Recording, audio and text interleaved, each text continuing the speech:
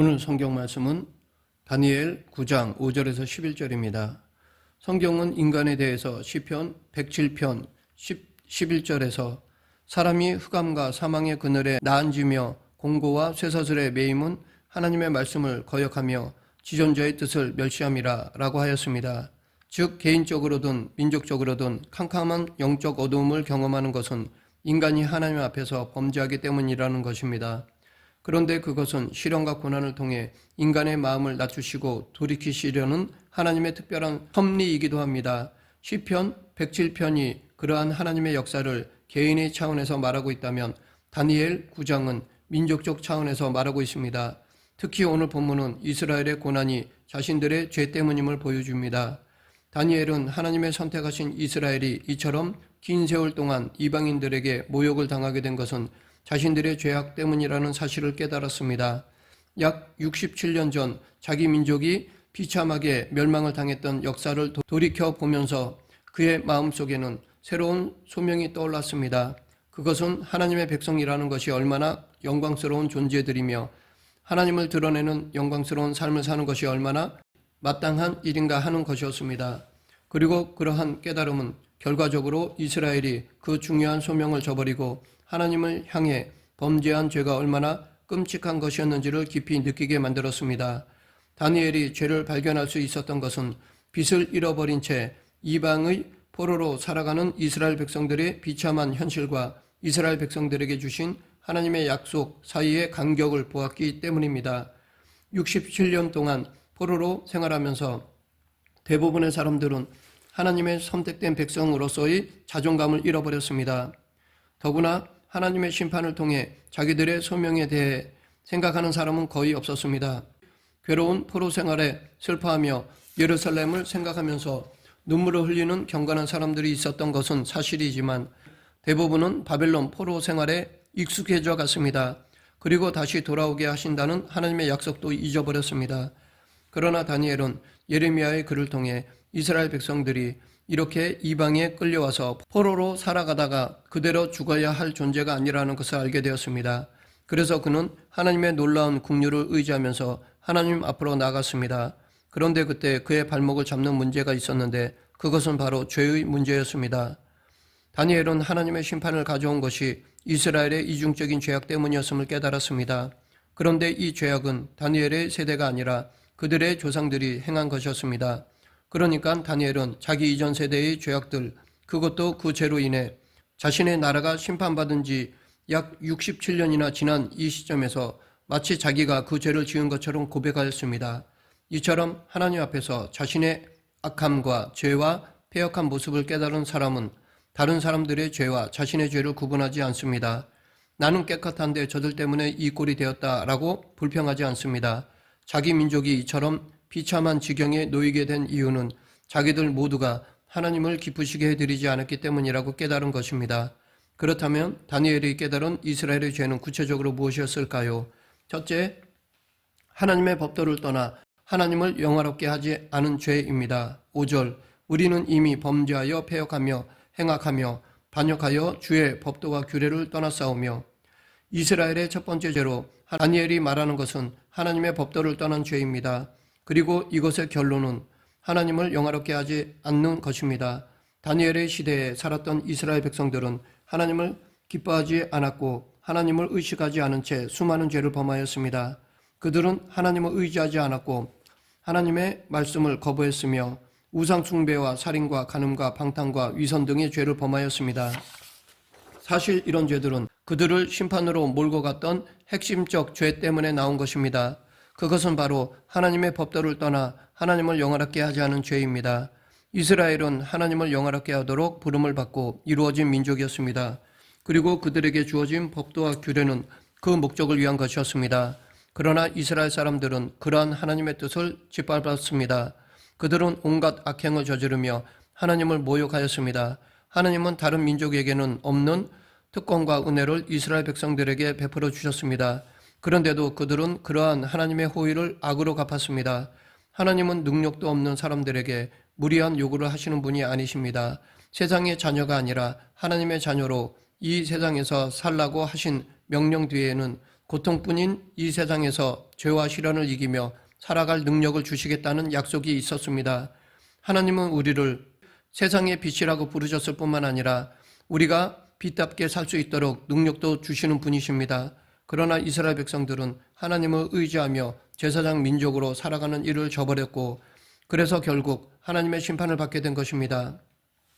지금 우리의 시대 역시 믿는 자들이 하나님 두려운 줄 모르고 자기 중심으로 살아가며 하나님을 영화롭게 하는 것에는 관심이 없다는 면으로 볼 때 진노를 피할 수 없는 상황에 있습니다. 그러나 전혀 희망이 없는 것은 아닙니다. 하나님을 정말로 사모하며 이 어두운 세상에서 빛으로 살기를 원하는 사람들의 마음속에는 지금도 부흥의 물결이 일고 있기 때문입니다. 이 땅에서 하나님의 이름이 높아지기를 바라면서 눈물로 기도하며 씨를 뿌리는 사람들을 하나님은 결코 그냥 두지 않으십니다. 그들을 만나 주십니다.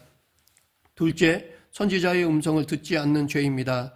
6절, 우리가 또 주의 종 선지자들이 주의 이름으로 우리의 왕들과 우리의 고관과 조상들과 온 국민에게 말씀한 것을 듣지 아니하였나이다.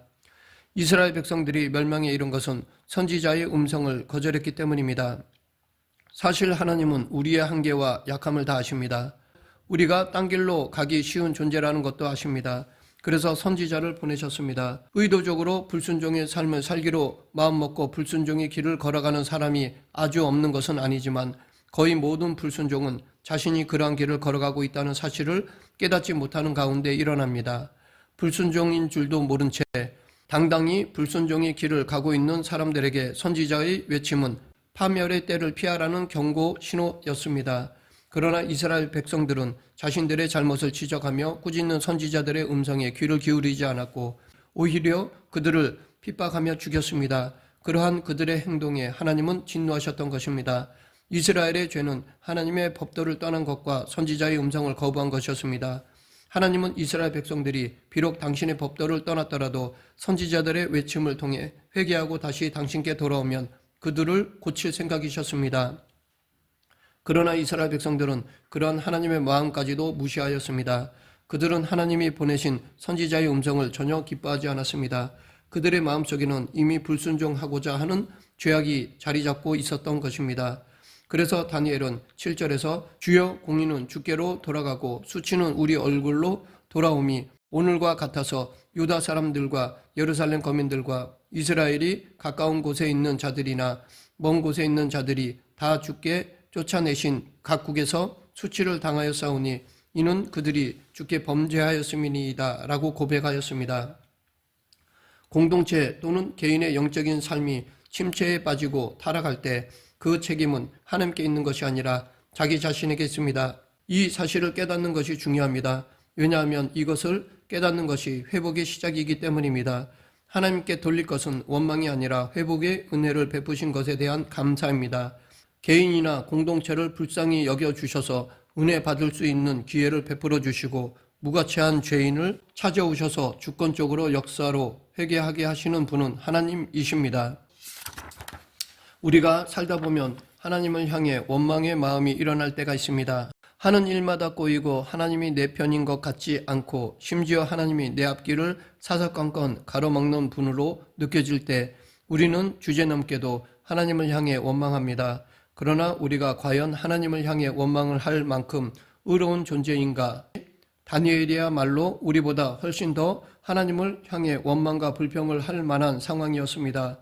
그럼에도 그는 주여 수치가 우리에게 돌아오고 우리의 왕들과 우리의 고관과 조상들에게 돌아온 것은 우리가 주께 범죄하였음이니이다마는 주 우리 하나님께는 긍휼과 용서하심이 있사오니 이는 우리가 주께 패역하였음이오며 라고 고백하였습니다.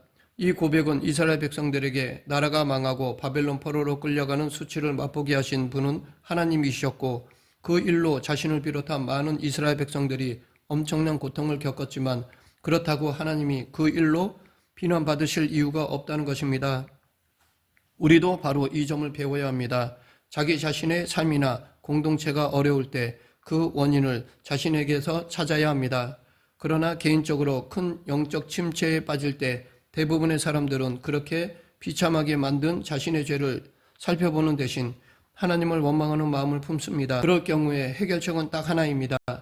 그 사람은 모든 악한 결과의 책임이 자신에게 있다는 사실을 깨달을 때까지 고생하면서 사는 것입니다. 역사의 주인이 하나님이시라는 사실은 다른 각도로 볼 때 역사의 주인공이 바로 그분의 백성인 우리라는 것을 의미합니다. 우리가 민족의 역사를 향해 주인공으로서의 시각을 가질 때 우리 역시 다니엘처럼 기도가 바뀌는 것을 경험하게 될 것입니다. 지금까지는 개인이나 나라가 어려울 때 그 시련의 의미에 대해 아무런 생각 없이 왜 이런 고통을 겪어야 하느냐고 하나님을 원망했을지 모릅니다.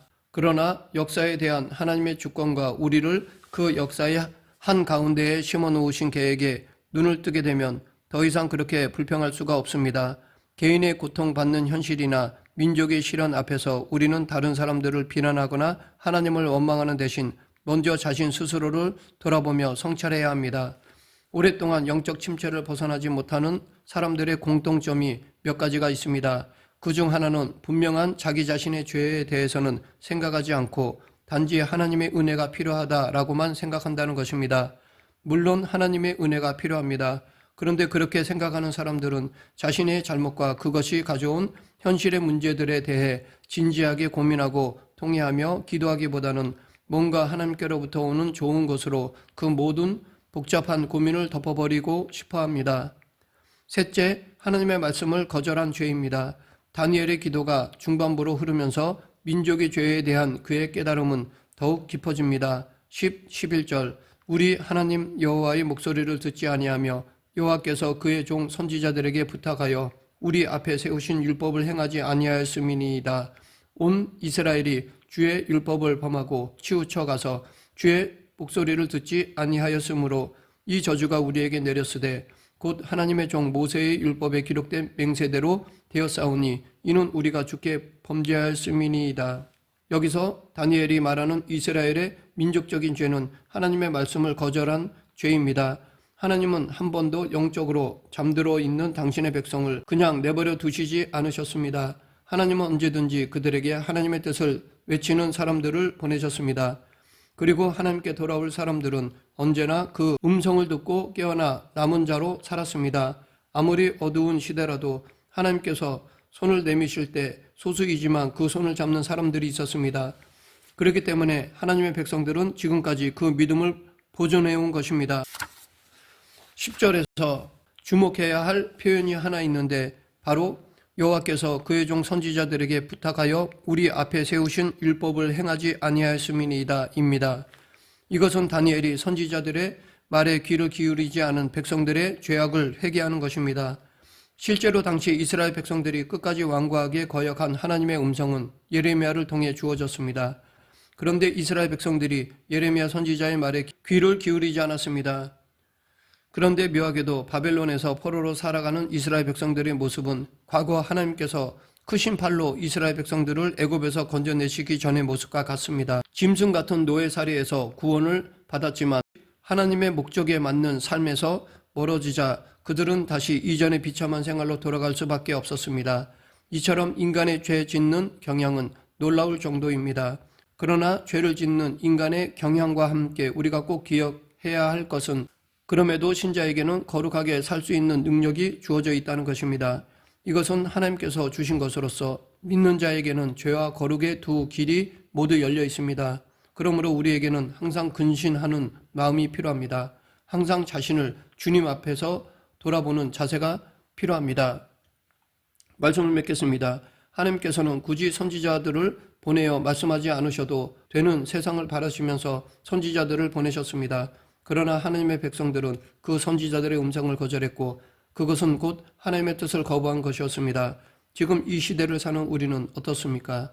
말씀 묵상을 통해 들려오는 하나님의 말씀에 귀를 기울이고 계십니까? 설교를 통해 들려오는 말씀에 귀를 기울이고 계십니까? 하나님의 음성을 거절하고 있지는 않습니까? 우리도 늘 자기 자신을 성찰하며 죄에 대해서는 깊이 통회하며 하나님께 나아가는 그리스도인이 되길 간절히 축원합니다. 기도하겠습니다. 생사 화복을 주관하시는 하나님 아버지, 말씀을 통해 들려오는 하나님의 뜻을 거부하거나 외면하지 않고 힘들고 어렵더라도 그 하나님의 뜻을 실천하는 그리스도인이 되게 하여 주시옵소서. 예수님 이름으로 기도드립니다. 아멘.